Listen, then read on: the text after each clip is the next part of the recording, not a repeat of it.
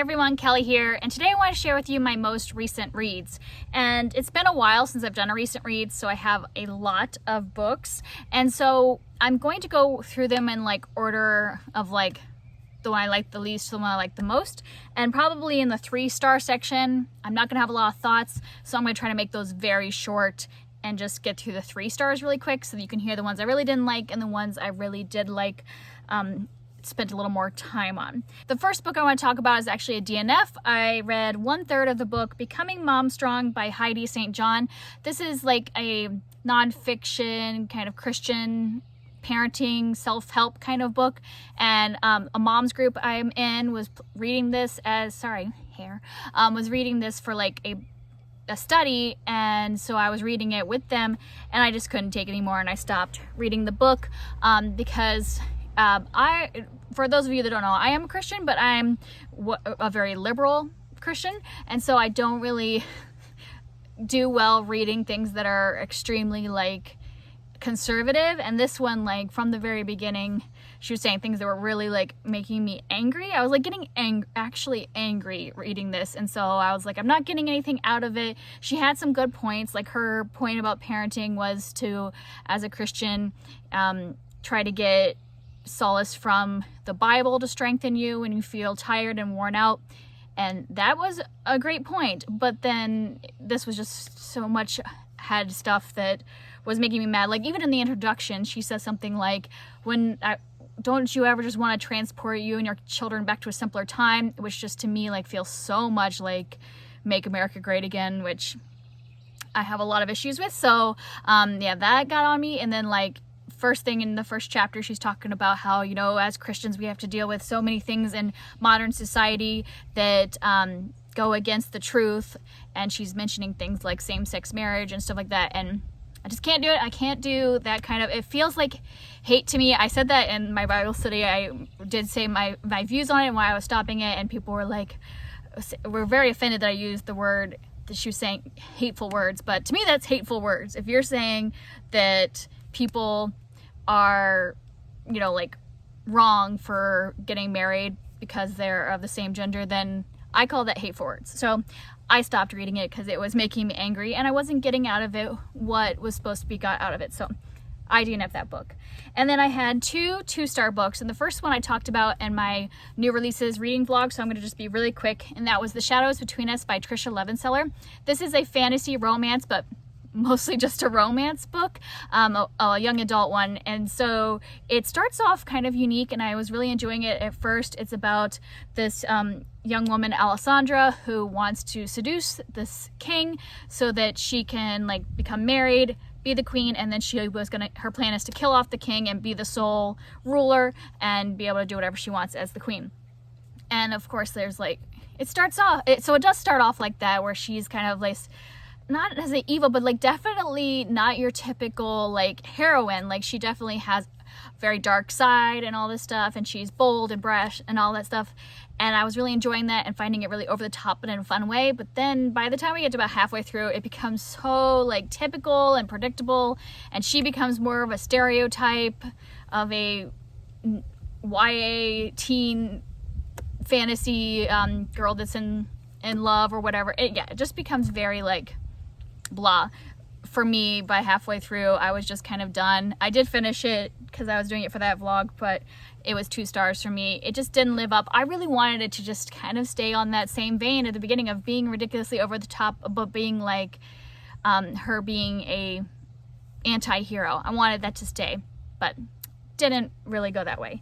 And then the other 2-star book I read was Whisper of Death by Christopher Pike, which this was one that was one of my scratch-off ones. And the reason I had this as my scratch-off is because I had bought several Christopher Pike books from the library for 20 cents a piece a year or so ago, just for nostalgia reasons, because I read these books back, in the 80s and 90s when I was a middle schooler and into high school. And back then, they were all the rage and everybody was reading them and they were so much fun. Well, they do not stand up to the test of time, I'll say. So this one ended up with 2 stars, and I'm going to get rid of all of the other ones. I should have just kept that nostalgia in the past because they just do not hold up in 2020. And this book is about this these 2 teenagers, they're a couple, and they leave town, and when they come back from out of town. Everybody is gone in their town and they're all alone. They find out that there are 3 other teenagers. So there's a group of five of them, is that right? That are the only ones left, and they find out that the only thing they have in common is that they all had some link to this girl named Betty Sue who had died by suicide a month earlier. And yeah, so things happen from there. It was like interesting plot, like that sounds interesting, but there's some very problematic things in this. I'm just gonna spoil it for you because I think it's pretty ridiculous. So if for some reason you do not want to be spoiled for this book, then go fast forward until the next book. But the reason why this does not stand up the test of time is because it turns out that like, so the kids start getting killed off one by one because Betty Sue is out for revenge. And by the time we get to our main character, Roxanne, the reason that her and her boyfriend were out of town is because they were getting an abortion because they had gotten pregnant. And when they were coming, so then it turns out that, I'm babbling, sorry.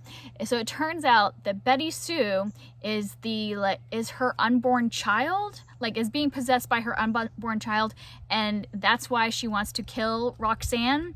But it's weird because, one, that's just weird. Like the whole like way abortion is approaching this is not really like the way we would do it in 2020, so that's weird. But then the fact that like Betty Sue is supposed to be Roxanne and the boy, his name is Pepper, their unborn child, but then Betty Sue, before she killed herself, was having sex with Pepper, the boyfriend. So in a way, it kind of sounds like this unborn child was having sex with her father. Weird, and yeah, just doesn't work in 2020. So yeah, 2 stars for that one, getting rid of all my Christopher Pike books. Nostalgia needs to stay in middle school and not come, I guess. And then 3 stars, I'm gonna go through these pretty quickly, like I said. So the first one is On Luna Time by Amber Crawley. This is the first in a trilogy. They're very short books, like almost novellas. It's a self-pub book. I was listening to this because I am helping to edit the 3rd book on audio. So these are all done narrated by Murphy Napier, and I'm going to be helping her with the 3rd book of this, so I needed to listen to the first 2 just so I would like to know what's happening. And this was fine. I don't know, it's a time traveling thing, and I always feel like there's like, whenever there's time traveling involved, there's always holes in the plot for me, and for me there's a lot of holes in this plot. And it's about this like family of women that on their 18th birthday they get to go back in time for 1 cycle of the moon. That's why it's on Luna Time, and they're not supposed to like fall in love or anything. But of course, like, it seems like that a lot of them do fall in love because there's like notebooks of the past, and I'm just like, okay, you have 1 month, like you have one thing you're not supposed to do, and that is fall in love, and yet it happens. And so it just like, it makes it hard for me to suspend my disbelief. So that's why I only gave it 3, but I think it's fine. And if you like time traveling and you don't mind insta love kind of relationship, then this would probably be fun to read this series. I'm going to be reading the number 2 very soon, and the number 3 as I work on it next week. So I might like enjoy it more as I go, but this one I would just want to be like, don't fall in love. But yeah, it was fine. And then I listened to Stormfront by Jeb Butcher, which is the first book in the Dresden Files. And this is like a urban paranormal fantasy type of thing. So Harry Dresden is kind of like a private detective wizard who fights other supernatural beings, or just solves crimes that involve supernatural beings for the police. And it seems like at the beginning of this series they are kind of more one-offs of like him solving cases, and that as the series goes it starts to make an overall arc. But this first one was just average for me. I'm going to continue the series because I've heard they just get better and better as they go, and I was finding it entertaining. It definitely has that noir feel and stuff like that. But I feel like this first book was very like much focused on the male gaze. Like every single woman was just described by her beauty and didn't really have much personality. I've heard that does change as the series goes on and they start to develop more like female characters that have substance to them. So yeah, in other words, I'm going to continue the series, but I thought this one was just kind of average, this first installment. Then I listened to 3 books that I talk about in my new releases vlog, so I'm going to be very quick with these. And that is, first one is The Honey Don't List by Christina Lauren. This is a romance. I thought it was cute. It's kind of like a workplace romance. And I liked the couple. I liked the fact that it goes into like toxic relationships with bosses and other employees and stuff like that. But ultimately, the second half of the book was a bit disappointing for me, so it was just kind of an average romance. And then the other romance I listened to was You Deserve Each Other by Sarah Hogle. And this is a definite enemies to lovers. It's about a engaged couple that they've got right before their wedding. At this point, they really like just hate each other. They're not communicating at all. And they're trying to get the other one to cancel the wedding so they don't have to pay for it. And the reason this one was only 3 stars for me and almost was only 2 stars is because it took so long to get to the love part of the enemies to the lovers that I was like, just wanted to like strangle them. They were just driving me nuts, and they weren't like a witty banter or anything like that. Like, this was definitely them just being petty and mean to each other, and so it just took a long time to get any like outcome out of the book, so it just took a little long for me. And then the last one I read for that vlog was The Other Misses by Mary Kubica, and this is a thriller. And this one started off really good. It's about a family who moves from the city to a small town on an island because the husband's sister died, and they have to take care of their niece and decide to do it at her house so that they can start over again, because things have been happening in their marriage and stuff like that in the city. And it started off really good because the mystery just seemed kind of like this town is kind of mysterious, things that are happening, we don't know what's going on, but it just kind of got boring in the middle. I thought the ending was good, except for the big reveal. I knew by about, I don't know, 20% into the book, maybe even earlier. Like, it was very early on that I knew what the big reveal was, and it wasn't like me being clever. Like, I think it was very obvious, and it's a trope that's overdone, I think, in thrillers, so that's why it was just average for me. I wish she had kind of turned this trope on its head, but she didn't, and so it was just kind of like, it was fine. Sure, if you like Mary Kubica, you might want to read it, but I wouldn't say go out of your way to read that one. And then the last 3-star is Goldie, Vance, Volume 1. This is a graphic novel, and this had 4 issues in it, the first 4 issues, and this is like a mystery solving graphic novel. So our main character Goldie works at a hotel and she solves mysteries, and this one involves a necklace going missing and involves like I don't know, Russians coming in and secrets and all kinds of things. And it was just, I don't know, I just don't know if graphic novels are for me. I like graphic novels that are like non-fiction graphic novels that are about like real life events, but for some reason the fiction ones, I just didn't think there's enough to them. I did not feel connected to these characters at all. Yeah, it just wasn't good for me. But I've heard a lot of other people say it's really cute, but I think that maybe that style of fiction graphic novel is just not my thing. Alright, so now into 4-star books that I liked a little better. The first one I want to talk about is And Every Morning the Way Home Gets Longer and Longer by Fredrik Backman. And this is a novella. It's pretty short. I think to listen to it, it's only a couple hours long. And this is about a older gentleman who has Alzheimer's, and we're following his perspective as he's starting to lose memories, and then his son, who is an adult now, and then his grandson, who's still a child. And it is like kind of heartbreaking, you know, to hear from each one of those perspectives, to, you know, see the grandfather losing his memories and his connection with his family. But for me, it didn't hit me as hard as I expected to. I don't know why. I don't know, maybe I just have an ice heart, but I was expecting to cry because everybody else says that it's like it's a tearjerker, but I didn't. And I gave it 4 stars because I could see the value in the story. I think that it could be something that a lot of other people really appreciate, especially if they have somebody in their life that is having to deal with Alzheimer's. And then one I read, another one of my scratch-off books was Just Listen by Sarah Dessen, and this is a YA book, contemporary, and this book surprised me. I was expecting it to be more fluffy, but there was a lot more like family substance to this, and so I ended up really enjoying it. Like, I wouldn't say it's like a new favorite, like I'm not going to reread this book, but I was pleasantly surprised while I was reading it and enjoyed it. And this is about a teenager, Annabelle, who a lot of stuff's going on in her life. She's been a model. All the girls in her family, her and her sisters, have always been models, and she doesn't really want to be a model anymore, but it's kind of like the thing that keeps her mom going. So she's dealing with that, like how to tell her mom that's not what she wants to do. Her older sister is dealing with an eating disorder, so that's very prominent in this book, and how Annabelle and the family are dealing with that. And so Annabelle kind of just needs a release from, you know, like a escape from what's going on with her family, and she ends up befriending this kind of loner kid at her school that he just kind of sticks to himself and mainly just listens to music, and they strike up a friendship. And it's a really slow, like, to getting to their friendship, and then whatever is beyond that. And I appreciated the way they got to know each other. I enjoyed reading about the family struggles and how they worked through it. So yeah, I was pleasantly surprised. Not a new favorite, but I think a solid read.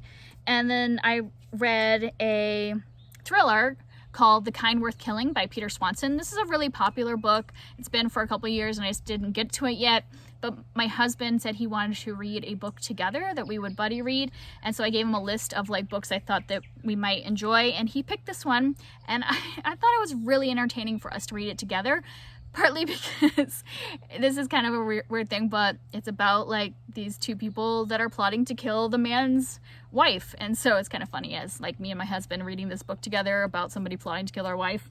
But yeah, we had a good time with it.